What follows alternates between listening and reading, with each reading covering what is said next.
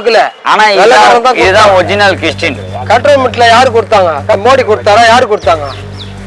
யாரு கொடுத்தாங்க? கூடாது.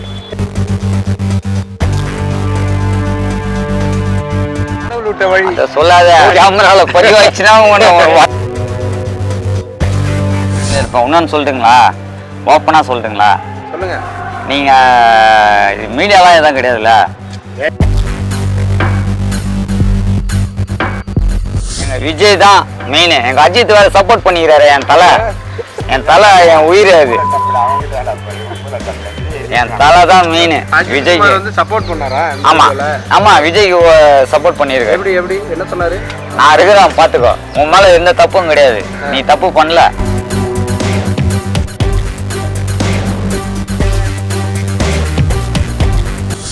நீங்க வந்து அஜித் குமாரோட ஃப்ரெண்ட்ன்ற மாதிரிலாம் கேள்விப்பட்டா உண்மையா? உண்மைதான். ஃப்ரெண்ட் இல்லை, எக்ஸ்பர்ட் ஜென்ரல் மேனேஜர் அவரு. ஆமாம், எக்ஸ்பர்ட்டில் ஜென்ரல் மேனேஜர் அவரு. Bike racer, mechanic. அதுக்கப்புறம் தான் சினி ஃபீல்டுக்காக வந்தார் அவர். செய்கிறாரு, தெரியும், மறைமுகமாக செய்கிறாரு, வெளிப்படுத்திக்க மாட்டார். எல்லாம் எல்லாருக்கும் பண்ணி விடுவார். அதுக்கப்புறம் போய் பார்த்தீங்களா அவர் நடிகர் ஆனது?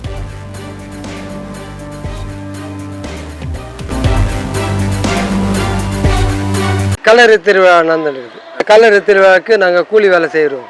இது வருஷம் பயங்கரமாக நடக்கும். ஒரு தீபாவளி மாரி இருக்கும் அந்த கூட்டமே, இடம்.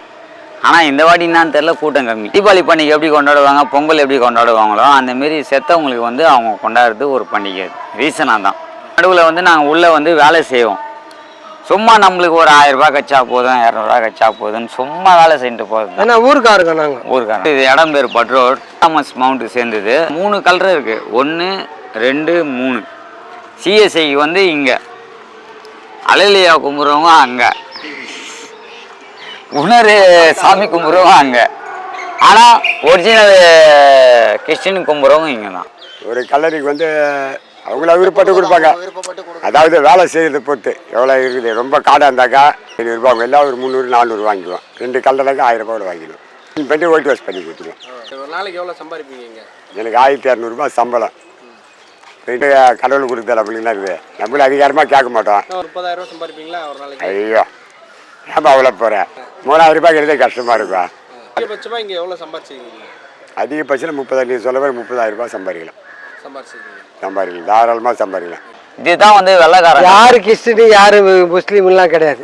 கடல் திருவிழாக்கு எல்லாம் அவங்க அபிப்பிராயத்துக்கு வந்துடுறாங்க. ஆக்சுவலாக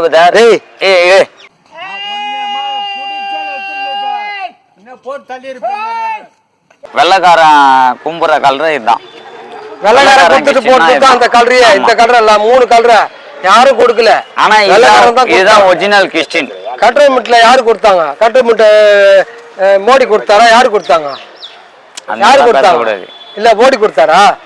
ஆதி காலத்துல இருந்தது வெள்ளக்காரன். நானே பிறக்கல, எனக்கு 50 வயசு. எல்லாம் வெள்ளக்காரன் கொடுத்தது தான். ஏன் இங்க பாருங்க, பட்டுவ சேர்த்து பக்கத்துல வெள்ளக்காரன் கொடுத்தது. நம்மளாம் சென்னையில பிறந்து சென்னையில பிறந்துக்கிறோம். இன்னைக்கு ஒரு நாள் வந்து பெயிண்ட் அடிக்கிறீங்க, கொடுக்குறீங்க. மற்ற நாள்லாம் என்ன வேலை பார்ப்பீங்க? மற்ற நாள் பெயிண்டிங் வேலை தான், போஸ்ட் ஓட்டுற வேலை, ரெகுலர் வேலை. அதான். எவ்வளவு சம்பாதிப்பீங்க ஒரு நாள்?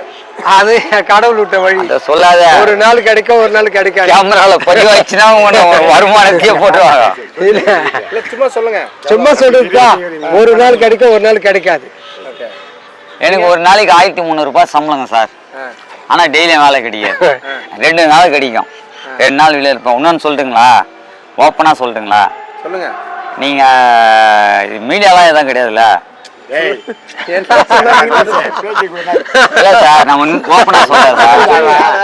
அடுத்த வாட்டி என் தளபதி விஜய் வரட்டும், எங்க ஆட்சியை வேற மாரி. உங்களுக்கு 1500 கிடைச்சிருமா? 1500 2000 கூட எனக்கு தேவையில்ல. பொண்ணுங்க நல்லா பாதுகாப்பா இருப்பாங்களா, அது போதும் எனக்கு. எங்க விஜய் தான் மெயின். எங்க அஜித் வேற சப்போர்ட் பண்ணிக்கிறாரு. என் தலை என் உயிர். அது என் தலை தான் மெயின். என் தலை எப்போ சப்போர்ட் போச்சோ நான் இறங்கிட்டேன் களத்துல. அவ்வளவுதான். விஜய்க்கு வந்து சப்போர்ட் பண்ணாரா? ஆமா ஆமா விஜய்க்கு சப்போர்ட் பண்ணியிருக்காரு. எப்படி என்ன சொன்னாரு? நான் இருக்கிறேன் பாத்துக்கோ, உன் மேல எந்த தப்பும் கிடையாது, நீ தப்பு பண்ணல அப்படின்னு சொல்லியிருக்காரு. சொல்லி வந்து ரசிகர்களுக்கு ஒரு இன்ஃபர்மேஷன் கொடுத்திருக்காரு. நாய்களுக்கு நான் பதில் சொல்ல வேண்டிய அவசியம் கிடையாது. இவங்களை பூரா ஊசி போட்டு கொண்டு வரணும் அப்படின்னு பேட்டி கொடுத்துருக்கேன். ஊசி போட்டு கொண்டு கடலில் போட்டணும். இவங்க இந்த பூமிக்கு தேவையில்லாத எக்ஸ்ட்ரா வெயிட். தளபதி தலைக்கு தான் மவுசு, தளபதி இப்போ மவுசு. ரெண்டு கூட்டணி சேர்ந்தா என்ன விடுகதையா? புரியலையே உனக்கே புரியல பத்தியா? எவ்வளோ யோசிக்க வேண்டியிருக்கு பார்த்தீங்களா? தளபதி கூட்டணி சேர்ந்தா தலைவா நான் உடனே சொல்லிட்டேன், இந்த வாட்டி எங்க தளபதி தான் கிழிப்பாரு.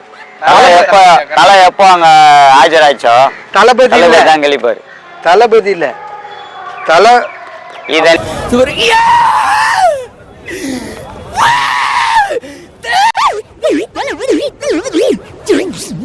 நீங்க மீடியால விட்டாலும் சரி, யூடியூப்ல விட்டாலும் சரி, எனக்கு கவலை கிடையாது. நான் பக்கா தலை ரசிகன். நான் யாரு கல்யாணம் பேனர் அடிப்பேன். இந்த ஏரியாலே கேட்டு போறேங்க. என்ன யாரு ஃபங்க்ஷன் அஜித் பேனர் சம்பளம் 2 நாள் தான் வேலை.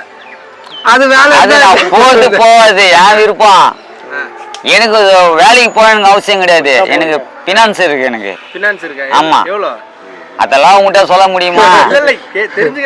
சொல்லிட்டு இன்கம் டாக்ஸ்ல புடிச்சு கொடுத்துருக்கா அதெல்லாம் சொல்லக்கூடாது. எனக்கு பேக்ரவுண்ட் இருக்குது. எனக்கு பேக்ரவுண்ட் இருக்குதுப்பா. நான் வேலைக்கு போக மாட்டேன். என் பொண்டாட்டி நான் வேலைக்கு போவேன்னா இந்த போருமா, இவ்வளவுதான் பினான்ஸ். என் பொண்டாட்டி தான் பினான்ஸ். நீங்க வந்து அஜித் குமாரோட ஃப்ரெண்ட்ன்ற மாதிரிலாம் கேள்விப்பட்டா உண்மையா? உண்மைதான். ஃப்ரெண்ட் இல்லை, வேலை செஞ்சார். மிலானா எக்ஸ்போர்ட்டு ஜென்ரல் மேனேஜர் அவர். ஆமாம், எக்ஸ்போர்ட்டில் ஜென்ரல் மேனேஜர் அவர். Bike racer, mechanic. அதுக்கப்புறம் தான் சினி ஃபீல்டுக்காக வந்தார் அவர். தெரியுமா அவரை? நீங்கள் பேசியிருக்கீங்களா அவர்கிட்ட? எங்ககிட்ட வேலை செஞ்சுருக்காரு. பாப்பா மேனேஜர் போது பார்க்கலாம் முடியும், ரொம்ப க்ளோஸாக பார்க்க முடியுமா நம்ம? பட் அவர் என்ன பண்ண போனோமோ சைன் பண்ணி கொடுத்துருவோம் டக்குன்னு எக்ஸ்போர்ட்டில். அதுக்கப்புறம் அப்படியே ஃபீல்டுக்கு ரேஸில் பைக்கில் அப்படியே பைக் ரேஸில் இருந்தார் தலை. அது செஞ்சுன்னு அப்படியே வந்துட்டு தான் எக்ஸ்போர்ட் அப்படியே ஃபீல்டுக்கு போனார். அமராவதி ஃபஸ்ட்டு படம் அஜித் குமார் லக்கு. கடவுள் கொடுத்த கிஃப்ட்டு. மறைமுகமாக செய்கிறார். நல்லாயிருக்கும். தெரிஞ்சு செய்யலை எதுவுமே. மறைமுகமாக என்னென்ன செய்யணுமோ ஏழை மக்களுக்கு செய்கிறாரு. செய்கிறாரு தெரியும். மறைமுகமாக செய்கிறாரு. வெளிப்படுத்திக்க மாட்டார். எல்லாம் ஹெல்ப்லாம் பண்ணுறாரு. எல்லாருக்கும் பண்ணி விடுவார். அதுக்கப்புறம் போய் பார்த்தீங்களா அவர் நடிகர் ஆனதுக்கப்புறம்? அந்த மாதிரிலாம் பார்க்கவே இல்லை. இப்போ பார்த்த வேலை யாருன்னு தெரியாது. எப்படி இருப்பார்? அப்போ என்ன பார்த்தா இருப்பார்? யார்? அஜித்குமார் சாரா? என்ன மாதிரி இருப்பார் அப்போ? இல்லை நான் சொல்கிறது என்னென்னா, இப்போ படத்துக்கு வந்ததுக்கப்புறம் அவங்களுடைய ரேஞ்சு வேறு மாதிரி ஆகிருக்கும். அதான் எப்பவுமே கில்லி. அந்த ஹெல்மெட் எல்லாம் கிடையாது. மறுபடியும் ஹெல்ப் பண்ணுறாரு. அவள் தான். ஓகே, அவர் அரசியலுக்கு வருவாரா? யார் தலைவரா? அஜித்குமார் வரமாட்டார். அரசியலுக்கு வரமாட்டார். வாய்ப்பே கிடையாது. வரமாட்டார். இப்போ உங்களுக்கு வந்து இந்த விஜயோடைய அரசியல் பிடிச்சிருக்கு உங்களுக்கு?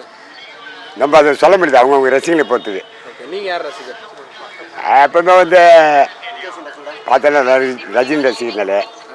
அடுத்தது ஈக்குவலு என்னோட பெரிய அஜித்குமார் சார் வந்து அவர் ரசிகர்னாலே எப்பவுமே.